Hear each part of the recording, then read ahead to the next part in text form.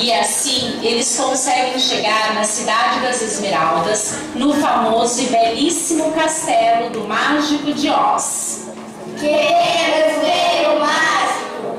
O mágico? Mas ninguém pode ver o grandioso. Ninguém! Jamais viu o grandioso. Nem mesmo eu vi. Ah, por favor, senhor. Eu tenho que ver o mágico. Foi a bruxa boa do norte que me enviou. Eu vim de muito longe e eu e meus amigos precisamos da ajuda do Mágico de Oz. Olha isso! Olha só! Ela está usando os sapatos que a bruxa lhe deu.